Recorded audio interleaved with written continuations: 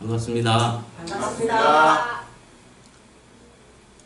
오늘은 계시록 17장 두 번째 시간입니다. 먼저 본문 한번 읽어봅시다. 또 내가 보매 이 여자가 성도들의 피와 예수의 증인들의 피에 취한지라. 내가 그 여자를 보고 놀랍게 여기고 크게 놀랍게 여기니. 여기서 내가 보면 본자는 요한이죠. 네. 그리고 이 여자가 요한이 지금 어떤 모습을 봤는데 한 여자가요 성도들의 피와 예수의 증인들의 피에 취해 있어요. 네. 예. 그 모습을 보고 요한이 크게 놀랍게 여기고 놀랐다는 거죠. 네. 어떤 여자이기 때문에 이럴까요?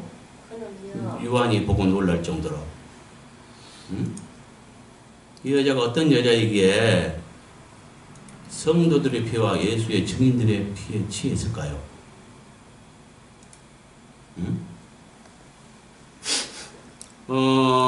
지금 이 말씀만 가지고는 잘 모르겠죠. 네. 그래서 그 전 시간에 했던 1절부터 5절에 보면은 그걸 살펴봐야 이제 우리가 뭔 말인지 알 수 있는데, 여기서 이 여자는 음녀를 말합니다. 네. 자, 1절에 보니까요, 이리로 오라. 많은 무리에 앉은 큰 음녀에 받을 심판을 내게 보이라. 이랬어요. 그래서 17장은 음녀의 정체와 심판에 대해서 말하고 있어요. 네. 예.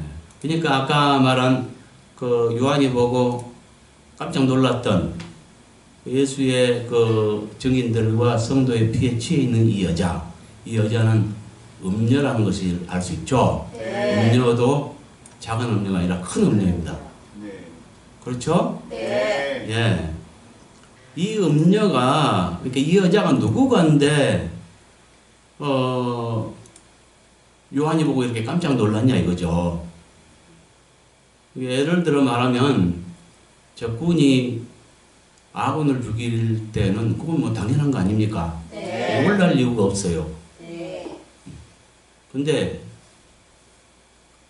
아군으로 생각했는데 그가 아군을 막 죽인다는 말이죠. 그렇다면 어떨까요? 놀랄 일이죠. 네. 그와 같은 것입니다, 이게. 그래서 이제 요한이 깜짝 놀랐는데요. 여기 지금 지난 시간에 봤던 17장 4절, 5절에 보면 이 여자의 그 정체를 알 수 있어요. 그 특징을 말해주거든요. 네. 한번 볼까요? 큰 음녀가 받을 심판을 보이려 해놓고 4절에 보니까요. 그 여자는 자줏빛과 붉은빛 옷을 입고 금과 보석과 진주로 꾸미고 손에 금잔을 가졌는데 가증한 물건과 그의 음행에 더러운 것들이 가득하더라 이랬어요. 네. 예, 그러면서 5절에 보니까요. 그의 이마에 이름이 기록되어 있으니 비밀이라 큰 바벨론이라 땅의 음녀들과 가증한 것들의 엄이라 하였더라 이렇게 말하고 있어요. 네. 여기서 4절은 뭐냐면은 이 여자의 외적 특징을 말합니다. 네. 그리고 5절은 내적 특징을 말합니다. 네. 그러니까요, 내적 특징은 좀 비밀스럽고 감춰져 있어서 어렵지만, 외적 특징은 우리가 보면 알 수 있는 거예요. 네. 이 여자가 자줏빛과 붉은빛 옷을 입었다 했는데, 이것은 뭐냐면은 그 여자가 입은 옷의 특징을 지금 말해주거든요. 네. 이것은요, 성직자 가운을 말합니다. 네. 저는 그 TV를 통해서 또 보았고, 그 인터넷 검색을 통해서 이렇게 확인해 봤는데, 여러분도 확인했을 거예요. 네. 교황도 이런 옷을 입은 걸 봤고요. 네. 또, 가톨릭 교회 성직자 가운들이 또 이렇더라고요. 네. 네. 그 특징을 지금 말해 준 거라니까요. 네. 그리고 금과 보석과 진주로 꾸미고 이것은 뭐 어떤 그 장식이나 뭐 어떤 사치 이런 것들을 말하는 것 같고요. 네. 손에 금잔을 가졌는데 가정한 물건과 그의 음행에 들어온 것들이 가져가더라 했는데 이게 손에 가진 금잔 이것은 실제로 가톨릭에서 지금 쓰고 있습니다. 네. 그 의식을 행할 때 이걸 쓰더라고요. 네. 근데 주님 보시기에 가정한 물건과 그의 음행에 더러운 것들이 가득하더라라고 해석해주고 있는 것입니다. 네. 예. 그리고 5절 보니까 그의 이마에 이름이 기록되어 있으니 비밀이라 큰 바벨론이라 땅의 음녀들과 가정한 것들의 엄이라 했어요.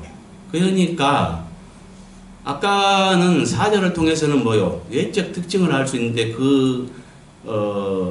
여자가 입은 옷을 알 수 있었죠. 네. 예, 그걸 통해서 어떤 그 집단의 사람들이라는 것을 우리가 알았고요. 네. 5절을 통해서는 땅의 음녀들과 가정한 것들이 엄이라는 거예요. 네.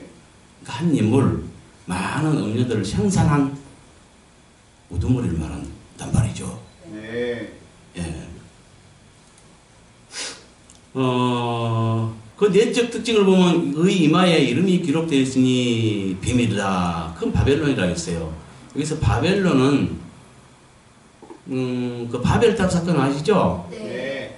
그래서 원래는 그 언어가 하나였고 구음이 하나였는데 그들이 이제 그 사람들이 동방으로 옮기다가 그 신할 땅에 갔을 때 그 탑을 쌓게 되죠. 네. 예, 그래서 높이 대를 쌓고 뭡니까? 우리 이름을 자기들의 이름을 내자 그래요. 그러니까 원래는 하나님의 이름을 내야 되는데 자기 이름을 이해하고요. 그 다음에 그 대를 쌓는 방법도 뭐냐면은 다 바꿔버려요. 인위적으로. 네.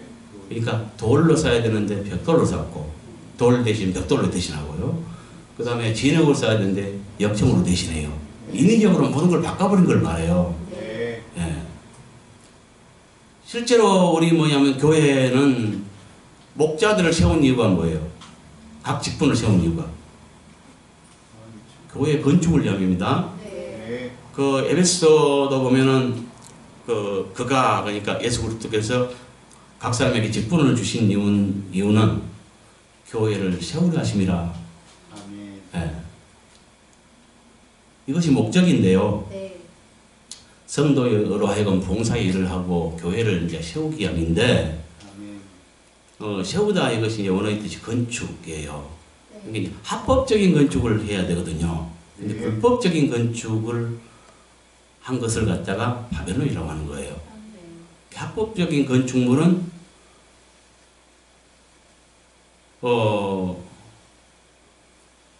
예루살렘 성으로 나타나고요. 네. 네. 불법적인 건축물은 바벨론으로 나타나는 거예요. 이 두 건축물이 있다는 거죠. 아멘. 예. 무슨 말인지 알겠죠? 네. 그래서 바벨론이라는 것은 그 바벨탑 이렇게 쌓을 때 하나님께서 오셔가지고 그 심판을 하시거든요. 그래서 언어의 혼잡, 언어의 혼잡을 가져왔고요. 네. 그래서 이제 바벨이라는 뜻은 큰 바벨론은 대혼잡 이런 뜻이에요. 네. 그의 이마에 이름이 기록되어 있으니 비밀이라 바벨론이라 했죠. 이 비밀이라는 것은 아무나 알 수 없는 거예요. 근데 여기에 이마에 이름이 기록되어 있다는 것은 뭘 말하냐면 도장 찍힌 것을 말한다고 봅니다. 네. 네. 하나님도 당신의 종들에게 인정하는 진품 신앙인들에게 도장을 찍거든요. 아멘. 그래서 환란으로부터 보호하세요. 네. 네. 그런데 사단도 이와 똑같은 흉내를 내고 있다는 것을 우리가 알 수 있어요. 아멘. 그리고 이 여자의 정체가 뭐예요? 땅의 음녀들과 가정한 것들의 엄이라는 거예요. 이 가정한 것은 뭐 우상, 숭배 이런 것들을 포함하지 않겠어요? 네. 이렇게 음행과 우상 이런 것들의 엄이에요. 엄이라는 건 뭐예요? 많은 음녀들을 생산한 자를 말하지 않겠어요. 네. 실제로 그 사진 작가가 이렇게 찍어놓은 걸 봤는데 가톨릭 그 어딥니까 그 교황청하고 베드로 성당 이걸 찍어놨는데 그 뱀하고 용하고 이런 조각들을 갖다가 찍어놓은 거 한 7개를 발견했고요. 그 건물에 그런 어떤 용과 뱀 무늬 모양들이 막 있어요. 성스러운 성당에 왜 그런 것이 있어야 합니까? 타락을 말하지 않습니까? 네.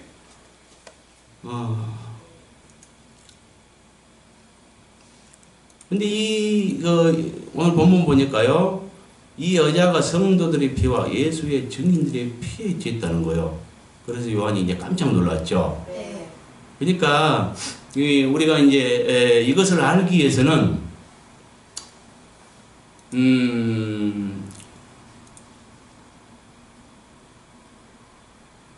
성경의 흐름을 보면요, 두 여자가 있습니다.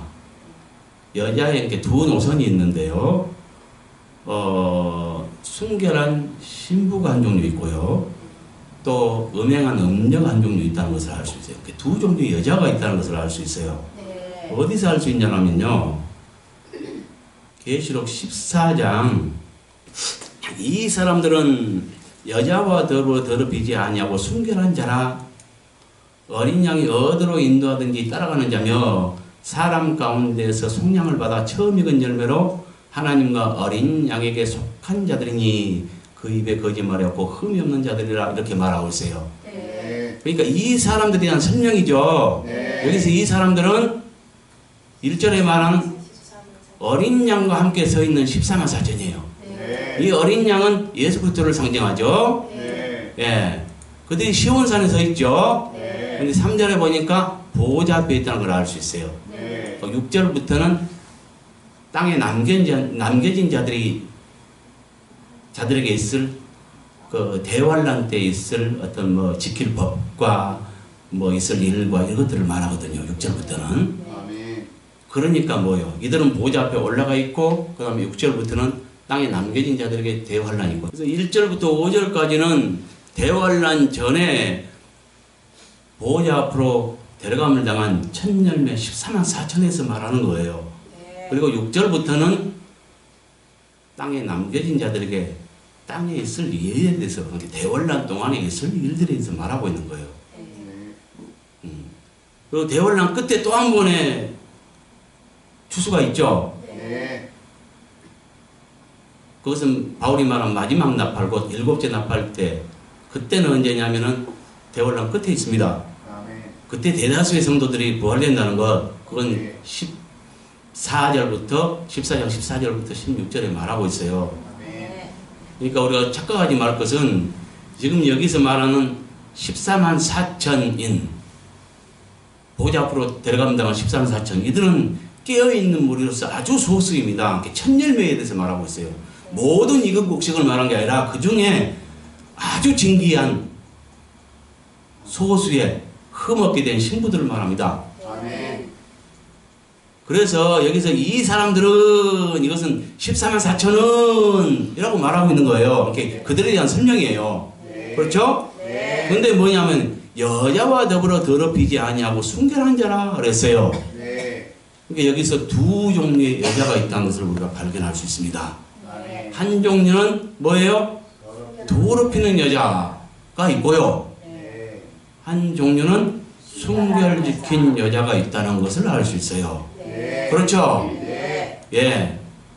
근데 또 계속해서 설명하는 어린 양이 어디로 인도하는지 따라가는 자며, 이것은 14만 4천의 첫 열매를 말하죠. 네. 어린 양은 예수 그리스도를 말합니다. 예수 그리스도께서 어디로 인도하든지 따라가는 자며,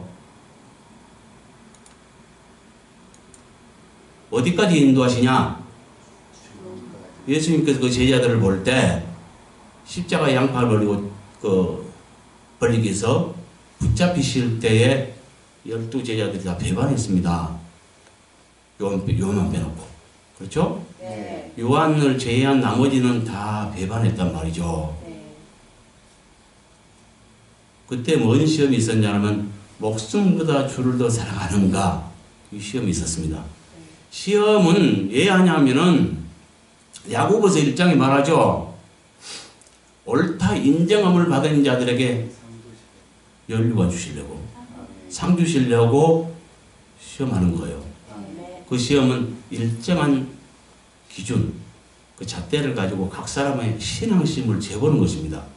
그러면 신앙 점수가 다 나오지 않겠어요? 네. 어떤 사람은 10골 권세를 차지하고 어떤 사람은 5골 권세를 차지하고 각각 다르잖아요. 네. 그 신앙 평가에 의해서 각각이 얻을 권세도 다를 것입니다. 그렇지 않겠어요? 네. 그래서 여기서 어린 양이 어디로 인도하는지 따라가는 자며, 이것은 해석하면 죽기까지 순종하는 자를 말하는 것입니다. 죽음의 길이라도 따라갈 수 있는 자를 말해요. 아멘. 이건 어디서 또 증명이 되냐면요, 계시록 12장을 보면 더 분명해집니다. 11절에 보니까요, 또 우리 형제들이 어린 양의 피와 장애들이 증거하는 말씀으로서 그를 이겼으니, 사단을 이겼으니 그들은 죽기까지 자기들의 생명을 아끼지 아니하였도다. 지금 이긴 자를 말하는데 어떻게 이겼느냐? 어린 양의 피와 증거하는 말씀으로 이겼대요. 네. 그리고 그들의 자세는 죽기까지. 죽기까지 자기 생명을 아끼지 않은 자들이 이긴 거예요. 아멘. 그러니까 이기는 자가 되기 위해서는 어떤 자세를 가져야 돼요? 자기 목숨을 아까워해서는 안 돼요. 살아보려 하는 자는 반드시 죽을 것입니다. 죽고자 하는 자는 살 길이 열리는 것입니다. 아멘. 이와 같은 거예요. 네. 증명됐죠? 네. 다시 돌아가세요. 그래서 어린 양이 어디로 인도하는지 따라가는 자며, 이 말은 깨달아 볼 때 죽기까지 죽음이라도 무릅쓰고 따라갈 수 있는 자가 이기는 자가 되는 것입니다. 아멘. 사람 가운데서 속량을 받아 처음 익은 열매로, 이 처음 익은 열매,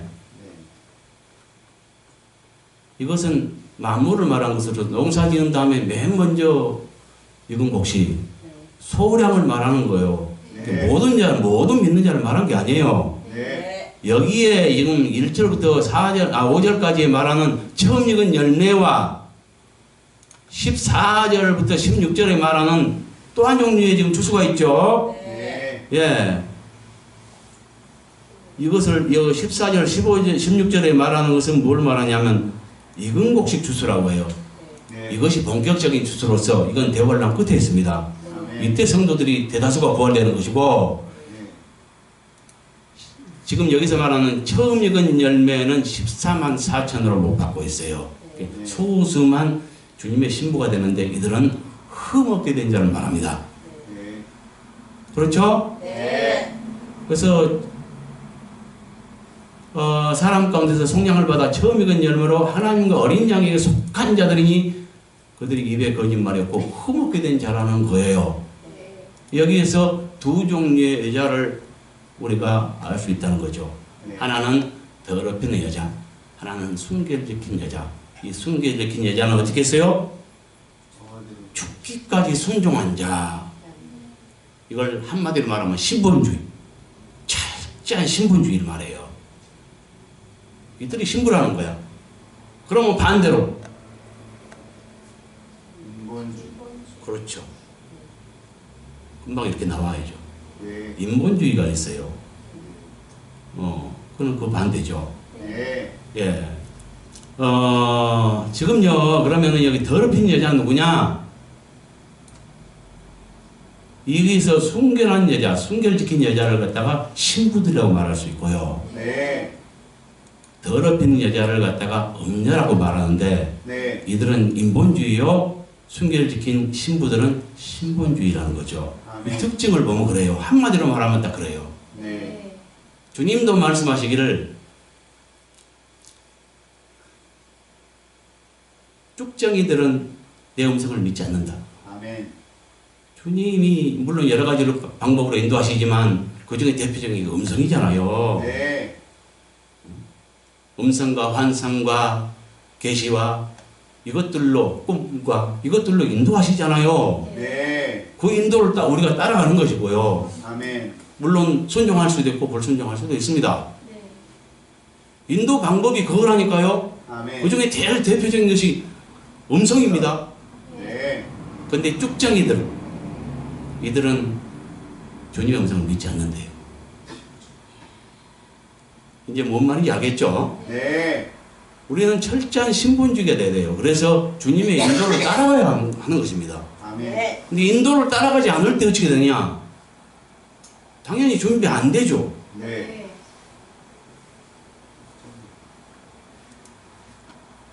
자, 이것은요, 계시록 23장에 보면 7교회에 대해서 말하는데, 이건 지나간 역사지만 그 7교회는 대표성을 갖고요,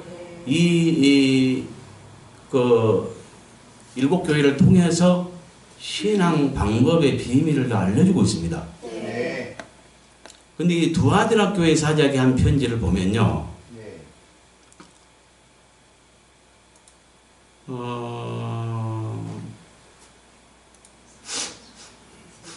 그러나 내게 책망할 일이 있노라.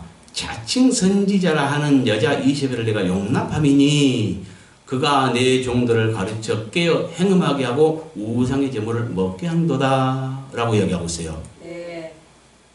그러니까 지금 뭐냐면은 그 두아드라 교회 사자가 잘못한 걸 책망하는데 그 잘못한 게 뭐냐면은 자칭 선지자를 용납했다는 거죠. 네. 그래서 이렇게 합당하게 시를 해야 되는데 용납을 했어요. 내버려 둔 거야. 방치해뒀어요. 그래서 자칭 선지자가 뭔 짓을 했냐? 하나님의 종들을 가르치고 깨어 행음하게 하고 우상의 제물을 먹게 했어요. 그러니까 이 가르침은 뭐예요? 잘못된 미혹을 말하겠죠. 네. 잘못된 가르침. 그리고 여기 자칭 선지자라는 것은 스스로 된 선지자를 말하는데 해석하면 거짓 선지자입니다. 스스로 선지자가 됐는데 주님은 인정 안 해요. 네. 자칭 그렇게 스스로는 선지자라고 내세우기도 하고 활동하겠죠. 네. 주님은 인정하잖아요. 그건 거짓이죠. 네. 그래서 이 자칭 선지자고 거짓 선지자가 하나님의 종들을 가르치고 깨어서 그 결과 행음하게 하고 우상의 제물을 먹게 했어요. 네.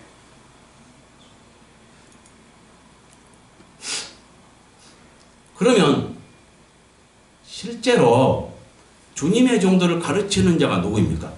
신학자들이요. 신학자들이죠. 네. 그러면 여기서 자칭 선지자는 누구일까요? 구이치의 선자 아니에요? 네. 이것은 그러니까 인본주의의 시초라고 봅니다. 씨뿌림, 네. 시작.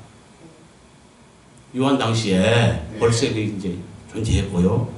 근데 이 여자가요, 회개할 기회를 줬는데 회개하지 않았어요. 네.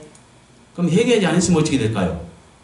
이건 계속해서 덩치가 크고 자라갔겠죠. 네. 그러면 지금은 거대한 집단이 되어 있겠네요. 네. 그렇죠? 네. 회개하지 않을 때 어떻게 한다 그랬어요? 침상에 깊은 침상에 던지라 했죠. 네. 네, 볼지도 내가 그를 침상에 던질 터요. 그와 더불어 가늠한 자들도 회개하지 않으면 큰 환란에 던지고 또 사망으로 그의 자녀들을 죽인대요. 네. 그러니까 이 염려가 회개할 기회를 줬는데 안 했다 그랬죠. 네. 그래서 큰 침상에 던진 바 되었고요. 네. 이 큰 침상은 뭐냐면 깊은 영적 잠에 빠진 것으로 봅니다.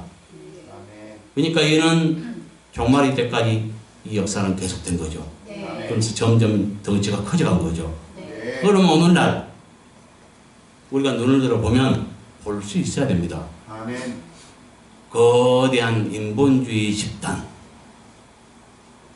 인본주의 신학의 시초라고 봐요, 이것을. 네. 그래서 인본주의가 생겨났고, 그러니까 뭐냐면은 원래 주님은 우리가 이렇게 깨달아 보자고요. 와 오셔서 제자들을 어떻게 가르쳤습니까? 어떤 뭐 학교 장사를 하고 세워가지고 뭐 학위 주고 뭐 일정한 과정 거치면은 또 뭐 목사 안수하고 뭐 이렇게 했습니까? 아니요. 오늘날 그렇게 하잖아요. 네. 뭘 말합니까? 죄도 생기고. 그러니까 오늘날의 그 신학제도 하에서 일정한 그 과정을, 이게 뭐 4년이면 4년, 6년이면 6년, 그 과정을 거쳐서 수업을 이수하면은 그자에게 안수할 자격을 주고요. 그래서 안수받아서 순종고 안수하면은 목자가 돼요. 그렇잖아요. 네. 그 중에 다 갖춰져서 주님이 인정한 종도 있을 것이고요. 그렇지 않을 종도 있겠죠. 네. 근데 사람은 그걸 모릅니다. 그러니까 인간 제도에 의해서 일정한 그 과정을 이수하고 그 다음에 혼연적 안수 받으면 그는 목자라는 이름을 갖습니다. 그 직분을 갖습니다. 그렇죠? 네. 근데 그 직분 받은 중에서 인간 제도 안에서 직분을 받았을지라도 주님이 인정하지 않으면 자칭 선지자인 거예요. 아멘. 그렇죠? 네. 그런 해석하면 거짓 선지자가 되는 거죠. 이와 같이 자칭 선지자가 잘못된 가르침을 통해서 비진리, 곧 누룩을 퍼뜨렸어요. 그 누룩 먹은 주님의 종들이, 잘못 가르침을 받은 자들이 뭐요? 행음하고 우상의 제물을 먹었다는 거예요. 아멘. 이것은 신본주의가 아니라 인본주의의 신학의 시초라고 보고요. 오늘날 이 세상에 인본주의 신학이 만연되어 있다는 거죠. 아멘. 나는 물론 이것을 정죄하려고 하는 것이 아니고 깨우침을 주려고 하는 말이고요. 아멘. 모든 신학이 인본주의라 이렇게 말하지 않겠습니다. 네. 그 중에 신본주의도 있죠. 네. 각 개교적으로. 제도적으로는, 인간 제도적으로는 그런다 할지라도 그 안에 개별적으로 주님을 정말로 사랑하는 종들도 있죠. 네. 그러나 더 큰 무리, 더 많은 사람들은 신본주의보다는 인본주의가 훨씬 많을 거라는 거지. 네.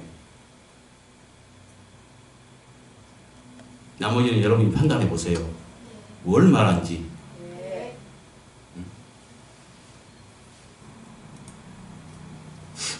아까 그 두 여자 중에 그 신부의 노선이 있고 음녀의 노선이 있다 그랬죠. 네. 그 음녀가 이제 17장에 우리 본문에 보니까는 성도들이 이제 피에 취해 있는데,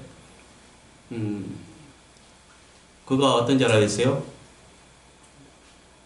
온갖 가정한 것들과 음녀들이 엄이라 했잖아요. 네. 그 많은 음녀들을 생산한 거예요. 네. 아까 2장에도 보니까 뭐요? 가르치고 깨어 내 종들은, 주의 종들을 가르치고 깨어 행음하게 하고 우상제물 행음하게 했으니까 그 음녀를 만들어버린 거예요. 네. 그렇죠? 네. 자칭 선지자, 꼭 거짓 선지자가 잘못 가르쳐서 종들을 가르쳤는데 음녀를 낳았다니까요? 네. 그 음녀된 종이 또 자녀를 생산했을 거 아니에요? 네. 그렇게 해서 수많은 음녀들이 탄생돼버린 거예요. 네.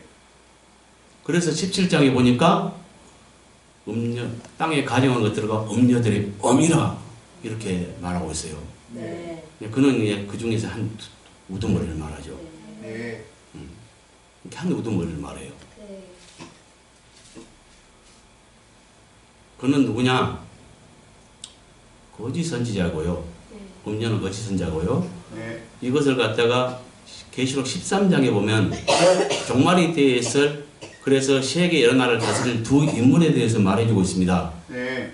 바다에서 나온 짐승과 땅에서 나온 짐승, 이 둘을 말하는데 네. 상징적으로 말해주는데 그 중에 땅에서 나온 짐승이 바로 음녀요 거짓 선자입니다.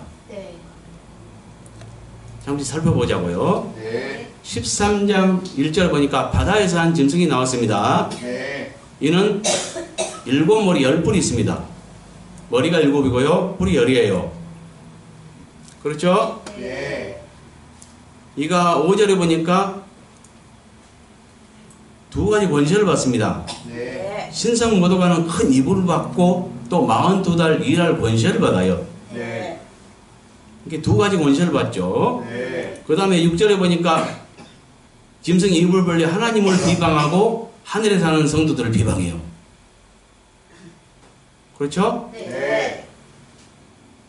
이것은 뭐냐면은 5절에서 말한 두 가지 권세 중에 입을. 신성 모독하는 큰 입을 가지고 하는 일을 말합니다. 네. 네. 그 다음에 7절 보니까 번제를 받아 성도들과 싸워 이기게 되고 각 족속과 백성과 방언과 나라, 그러니까 세계 여러 나라를 다스리는 권세를 받아요.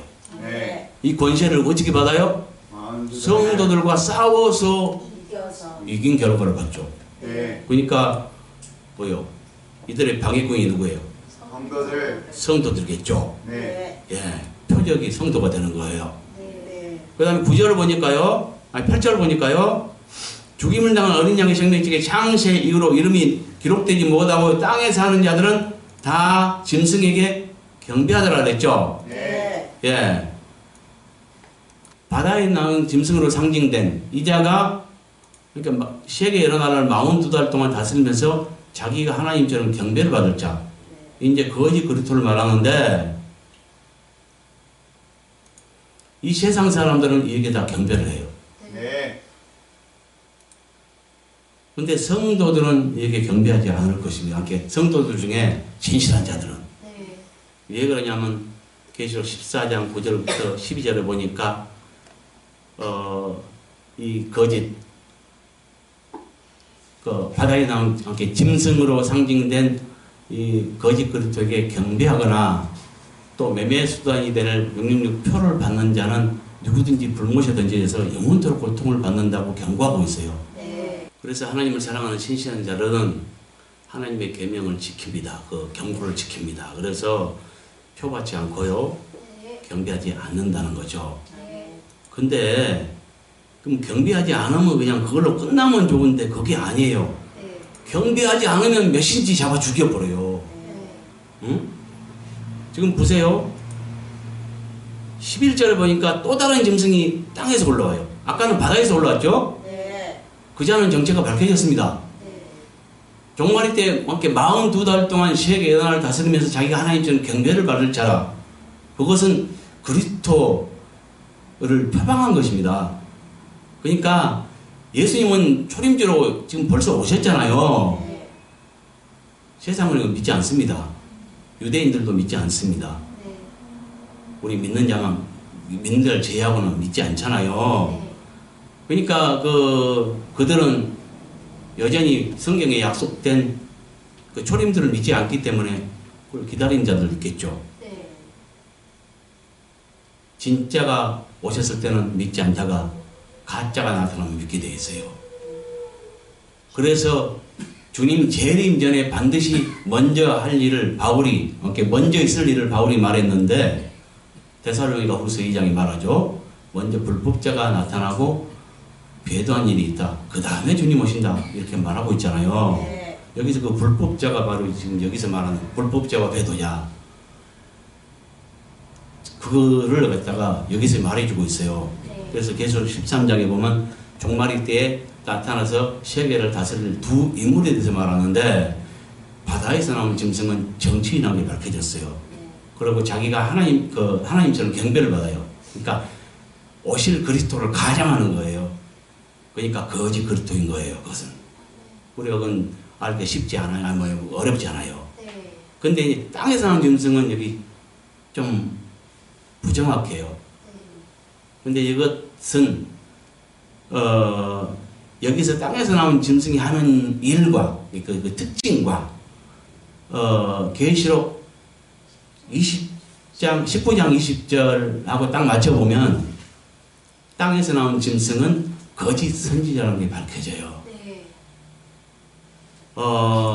지금 보세요. 13절에 보니까 큰 이적을 행하되 심지어 사람들 앞에서 불이 하늘로부터 내려가는 게 하늘에서 불이 내릴 정도의 큰 이적을 행하면서 칼에 상하였다가 살아난 자를 위해서 우상을 만들라 한단 말이죠.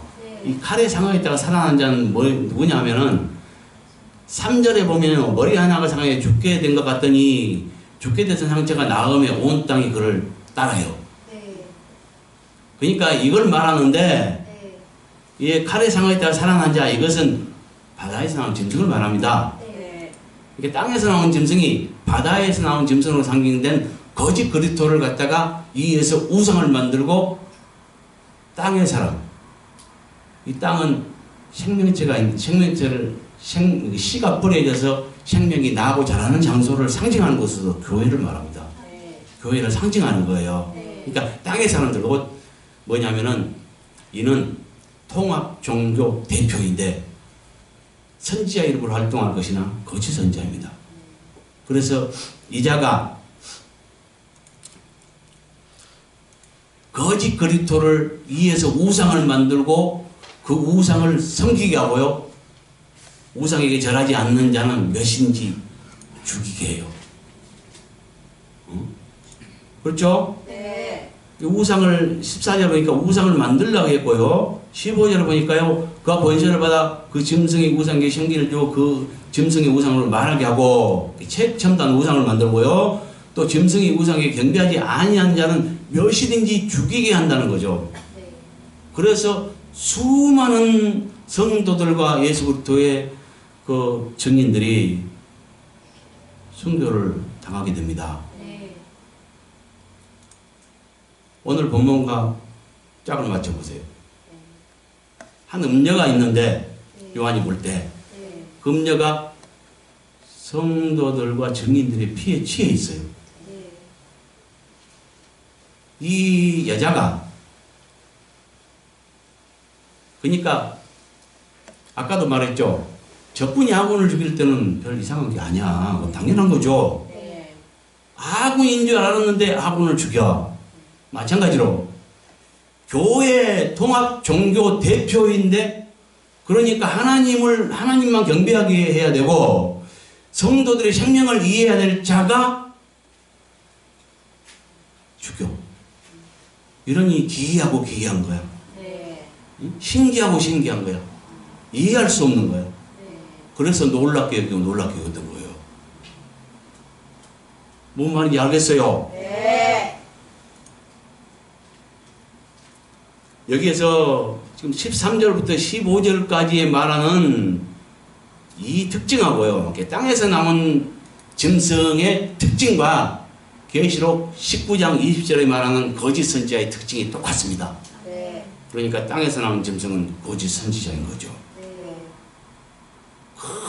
큰 불이 내릴 정도의 이적을 행하면서 그것으로 땅의 사람들, 꼭 교인들을 미혹해서 뭡니까? 우상을 만들게 하고, 그러니까 거짓 그릇도 우상을 만들게 하고, 그에게 경배하게 하고요. 경배하지 않는 자를 몇인지 죽인다는 거죠. 이해 갔습니까? 네. 그리고요, 또 한 가지는 지금 아까 계시록 17장 다시 본문으로 돌아가세요. 아니, 본문 전에 5절에 보면 이 여자의 그 특징에 대해서 말해주는데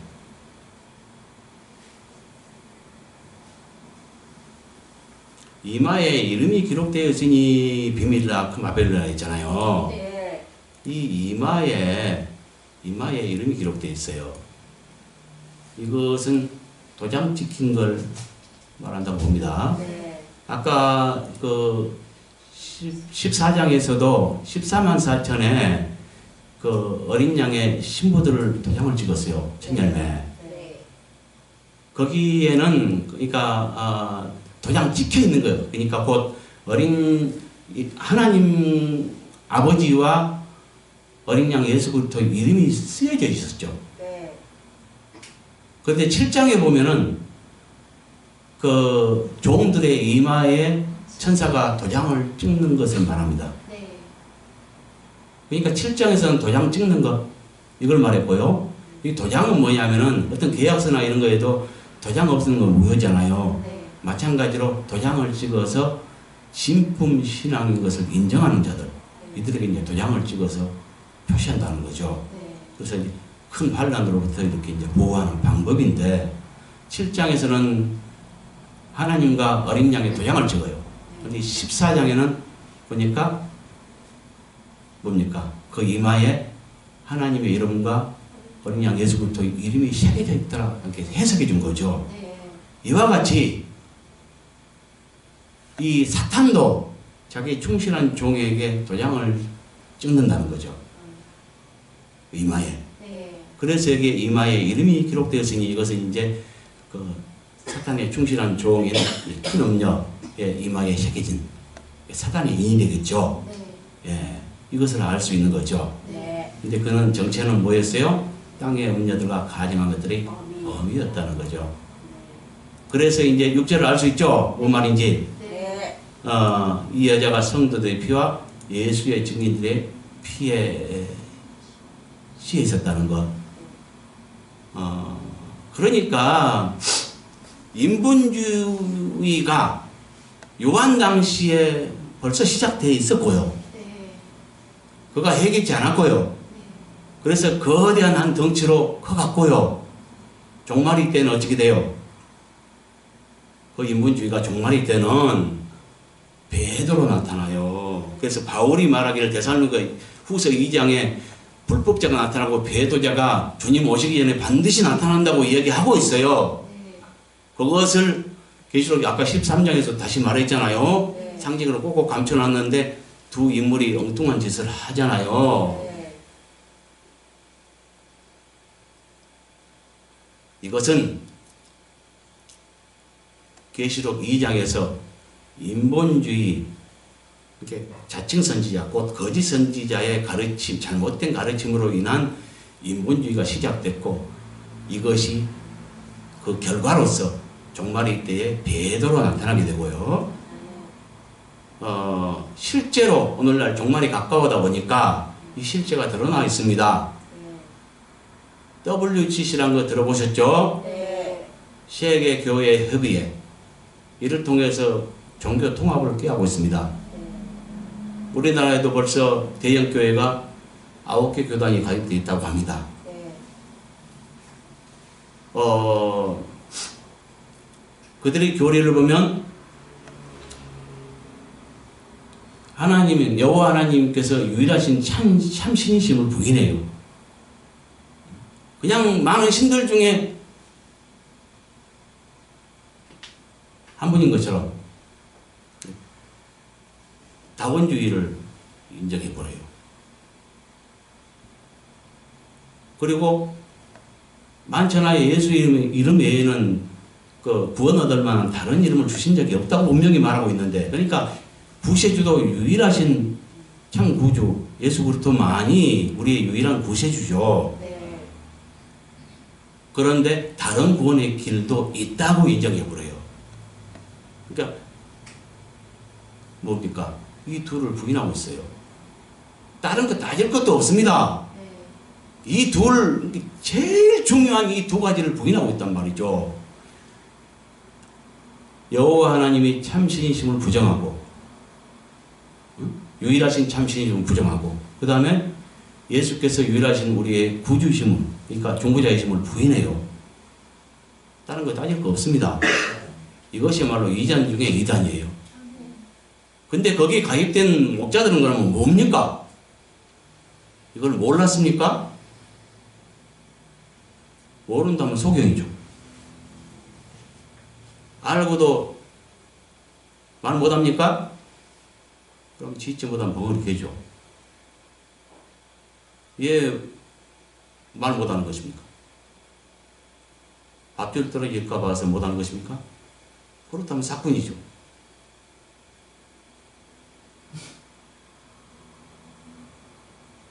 이걸 깨닫고 정말로 참 종이라면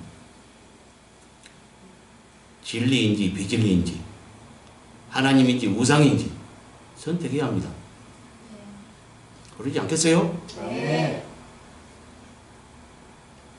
이 영상을 통해서 많은 주의 종들과 성도들이 눈이 열려지길 바랍니다. 네. 그래서 오늘 본문 말씀은